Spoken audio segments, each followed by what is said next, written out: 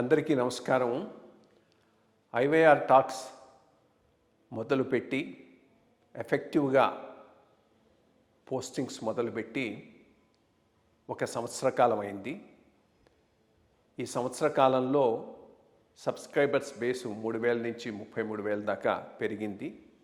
IYR టాక్స్ను ఆదరిస్తున్న మీ అందరికీ నా ధన్యవాదాలు. భవిష్యత్తులో కూడా ఇదే రకంగా ఐవైఆర్ టాక్స్ని మీరు ఆదరిస్తారని ఆశిస్తూ ఉన్నాను. Thank you.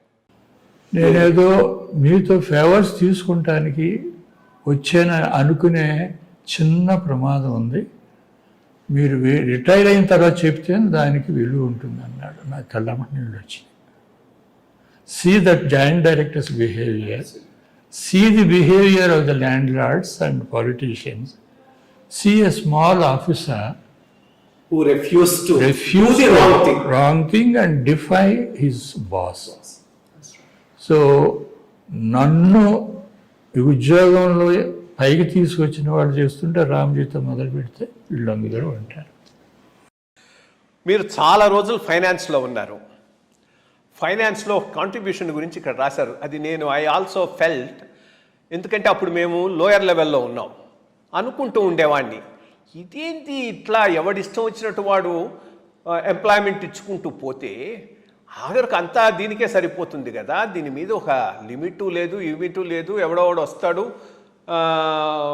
ముందేమో యూ పోస్ట్ హిమ్ అనే టెంపరీ బేసిస్, కోర్టుకు పోయి ఆర్డర్ తెచ్చుకుంటాడు, కన్సిడర్ హిమ్ ఫర్ రెగ్యులరైజేషను, మనం రెగ్యులరైజ్ చేసేస్తాం, అయిపోతూ ఉన్నది. ఇది ఎక్కడో వచ్చాడు బ్రేక్ పెడితే బాగుంటుంది కదా అని అనుకుంటూ ఉండేవాడిని.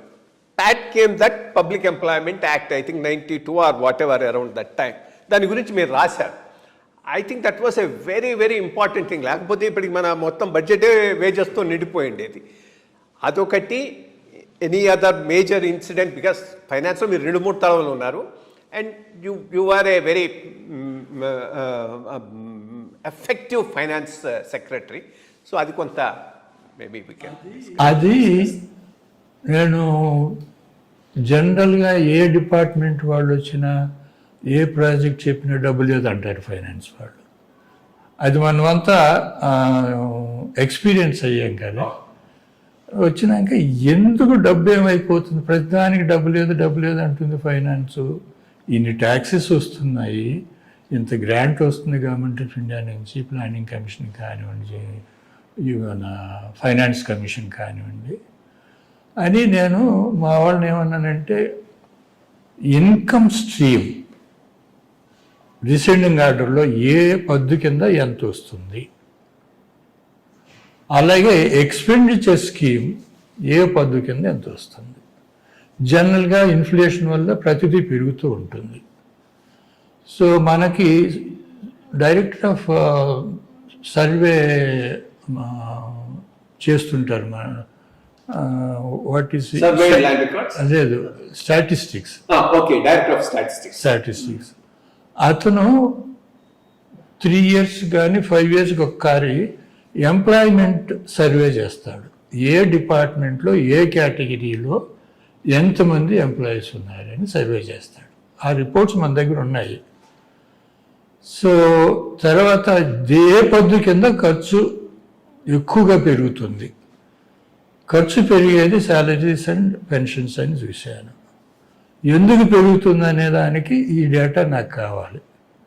అవి కొన్ని ప్రీవియస్ సర్వేస్ రిపోర్ట్స్ అన్నీ తెప్పించుకుంటే అది number is increasing aimlessly. Post create చేసే పవరు ఒక లెవెల్లో ఉంటుంది, ఫిలప్ చేసే పవర్ ఒక లెవెల్లో ఉంటుంది, ఫిలప్ చేసే ప్రొసీజర్ కూడా ఉంటుంది. ఎంప్లాయ్మెంట్ ఎక్స్చేంజ్కి నోటిఫై చేయాలి, వాళ్ళు పంపుతారు, వాళ్ళని పిలిచి ఇంటర్వ్యూ చేయాలి, ఇవన్నీ ఉంటాయి. ఇవన్నీ ఉంటే మరి శాంక్షన్ పోస్ట్ ఎన్ని ఉన్నాయి, యాక్చువల్ ఆన్ పేపర్ ఎన్ని ఉన్నాయో చూసి శాంక్షన్ పోస్ట్కి దీనికి సంబంధం లేదు. అప్పుడు నాకు తట్టింది, there is something wrong here, the whole crux is here. నాకు మా ఊర్లో ఈ పాప నేను కూడా చేశాను. మా ఊర్లో నేను అది సబ్ కలెక్టర్ కాగానే అయ్యా మాకు ఉద్యోగం కావాలని వచ్చేవాళ్ళు. చంద్రబాబు లాంటి వాళ్ళు ఉంటే గిరిజన కార్పొరేషన్లో ఏ ఉద్యోగం కావాలనేవాడు, ఇచ్చేవాడు. ఈ పాపాలన్నీ నేను కూడా చేశాను. అది నాకు గుర్తొచ్చింది. సో ఎందుకు చేస్తున్నాను అనేది ఏంటంటే, చుట్టాలకి లేకపోతే మీ ఊరు వాళ్ళకి అంతవరకు ఏదో ఒక 0.5% జస్టిఫికేషన్ ఉంటుంది. ఇది అలా కాదు. వీళ్ళు ఏం చేస్తున్నారంటే ఉద్యోగం ఇవ్వడానికి బేరం ఆడుతున్నారు.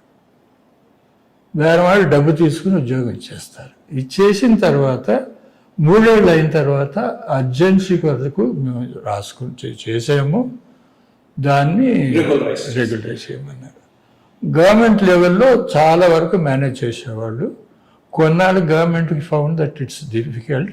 వాళ్ళు నో అంట మొదలెట్టారు, కోర్టుకు పోతున్నారు. అది హైకోర్టు కాదు, లోయెస్ట్ కోర్టు లాగా ప్రతి వాడికి తప్పు నీదే కదా, వాడు ఉద్యోగం చేస్తానంటే ఏంటి? కలెక్టర్ తప్పు, లేకపోతే జాయింట్ డైరెక్టర్ తప్పు, వాడు ఉద్యోగం. వాడు అంటాడు అప్పుడు కనుక నా ఉద్యోగం అది రాకుండా ఉంటే ఇంకొకటి చూసుకునేవాడిని. సో అనేటప్పటికి వాడు రెగ్యులరైజ్ అయినవాడు. సో అప్పుడు నేను విజయభాస్కర్ రెడ్డి గారు మహానుభావుడు, ఆయన చీఫ్ మినిస్టర్. సో అంతకుముందు కర్నూలులో హాస్పిటల్లో బాగా మంచి బిల్డింగ్ ఒకటి కట్టాలయ్యా, ఎంత అవుతుందా సార్ అంటే 3 కోట్లు అవుతుంది. Building fund for hospitals budget మొత్తం మీద 5 crores 6 crores అవుతుంది. అంటే నేను సగం బడ్జెట్ మీ జిల్లాకి మీ హాస్పిటల్కి వేసుకున్నట్టు ఉంటుంది సార్ అంటే, ఆయన 1-2 మాటలు అంటాడు. కర్నూలు హాస్పిటల్ చూసావా? చూడలేదు సార్. పోయి చూసిరా అన్నాడు. దీని గురించి మాట్లాడాను. 50% ఆఫ్ బడ్జెట్ చూసి వచ్చి నేను చెప్పాను అన్నమాట. మీరు డబ్బు అడిగితే ఇవ్వలేనన్న దానికి కారణం చెప్తాను మీరు అని ఈ కథ అంతా చెప్పాను. ఏం చేద్దామన్నాడు. నేను ఒక చట్టం తయారు చేస్తాను, అధికారం లేకుండా, శాంక్షన్ పోస్ట్ లేకుండా, ఎంప్లాయ్మెంట్ ఎక్స్చేంజ్ లేకుండా ఎవరన్నా ఉద్యోగం ఇస్తే వాడిని కనీసం 6 నెలలు జైల్లో పెట్టాలి. కలెక్టర్ కావచ్చు, వైస్ ఛాన్సలర్ కావచ్చు, మేనేజింగ్ డైరెక్టర్ కావచ్చు. వాడికి ఇర్రెగ్యులర్ పోస్ట్ అని తెలిసినా కూడా ట్రెజరీ సబ్ ట్రెజరీ ఆఫీసర్ జీతం పాస్ చేస్తే వాడిని కూడా జైల్లో పెట్టాలి 6 నెలలు. అండ్ నార్మల్గా యాక్ట్లో ఏముంటుంది అంటే పనిష్మెంట్ అని ఉంటుంది. Rare cases including imprisonment up to A maximum of అని మ్యాక్సిమం పెడతారు వాళ్ళు. సో నేనేమనంటే మినిమం 6 months జైల్లో ఉద్యోగం ఇచ్చిన వాడు పోతాడు, ట్రెజరీ వాడు పోతాడు, రాటిఫై చేసిన వాడు పోతాడు. రెండోది శాంక్షనింగ్ ఆఫ్ పోస్ట్ పవర్ ఒక క్యాబినెట్కి ఉంటుంది, నాట్ ఈవెన్ చీఫ్ మినిస్టర్. ఇవన్నీ పెడితే ఇంకో చీఫ్ మినిస్టర్ బుద్ధి లేదా పోబెట్టుకొని ఎలక్షన్స్ ఇంకా 6 నెలలు ఉన్నాయి. ఎలక్షన్స్ ముందు ఇట్లాంటి యాక్ట్ ఎట్ పెడతారంటే ఈ సైడ్ అవునా, ఇంత జరుగుతుందా, ఆర్డినెన్స్ చేద్దాం పట్టారు అన్నాడు. ఆర్డినెన్స్కి దాన్ని వాళ్ళు ఛాలెంజ్ చేశారు. నేనేం చేశానంటే ఈ ఇన్ఫర్మేషన్ అంతా మెమోరాండమ్ ఆఫ్ అసోసియేషన్లో ఆబ్జెక్ట్స్ అండ్ రీజన్స్ అని ఒకటి ఉంటుంది. It's not part of the act, but we can put it as a part of the act when it's very very important. So నేను దీన్ని I made it as a part of the act. చేసిన తర్వాత ఇది తీసుకెళ్ళి వాళ్ళు challenge చేసినప్పుడు హైకోర్టుకి చూపెట్టాను. They said we agree with you, this cannot be done, we uphold the thing. Then they went to supreme court, there also we won. So ఇంత కథ ఉందన్నమాట దీనికి. అది ఆ రోజున 82% అది స్టేట్ రెవెన్యూస్లో జీతాలకు పోయేది. ఇప్పుడు ఆ తర్వాత the increase is literally slash down. Yeah, I mean, it was a very, very required, very important act. నేను కూడా అప్పుడు సర్వీస్లో కూడా అనుకున్నాను, ఎవరు చేశారనేది అప్పుడు మనకు తెలియదు. ఐ రెడ్ ఇట్, ఈ పుస్తకంలో చదివిన తర్వాత ఓహో దీని వెనక మీ హ్యాండ్ ఉన్నది అనేది తెలిసింది. మంది జోకులు ఏంటంటే మాధవరావు యాక్ట్ అనేవాళ్ళు. మాధవరావు జైల్ యాక్ట్, ఒట్టి మాధవరావు యాక్ట్ కాదు. So that required also. ఆ టైంలో అది రిక్వైర్డ్, లేకపోతే విచ్చలవిడిగా అవుతూ ఉండింది ఇది. So that was one major. Other than that ఫైనాన్స్లో మీ అనుభవం ఏదైనా మేజర్గా which you would like to share? Other than that ఫైనాన్స్లో మీ అనుభవం ఏదైనా మేజర్గా which you would like to share? ఫైనాన్స్లో ఉండగా ఇది ప్రయారిటీస్, హాస్పిటల్లో ప్రాబ్లమ్స్ ఉంటే దానికి అదే ఆన్సరు, లేకపోతే రోడ్ అప్గ్రేడ్ చేస్తాం, తార్ రోడ్డు వేసుకుంటాను మా ఊరికని ఎమ్మెల్యే వస్తే అది ఇది ప్రతిదానికి స్టాండర్డ్ నో. అలా కాకుండా ఫైనాన్స్ సెక్రటరీ ఏం చేస్తాడంటే బడ్జెట్ తయారు చేసేటప్పుడు తన జేబులో కొంత డబ్బు పెట్టుకుంటాడు. చీఫ్ మినిస్టర్ అడుగుతాడు, మీ కన్సర్న్ మినిస్టర్ ఎవరు అడుగుతారు. కొన్ని తప్పనిసరి అవుతున్నప్పుడు బడ్జెట్ ఏం చేస్తామంటే రెవెన్యూస్ అన్నీని 15 years యావరేజ్ తీసుకుంటాం. ఒక సంవత్సరం పెరుగుతుంది, ఒకసారి తరుగుతుంది, but over 15 years it gets stabilised. Similarly expenditure కూడా 15% చేస్తాము. సో అది చేసేటప్పుడు క్వైట్గా రెవెన్యూస్ తక్కువ వేస్తాము, ఎక్స్పెండిచర్ ఎక్కువ చూపెడతాము, కొంత కుషన్ పెట్టుకుంటాము.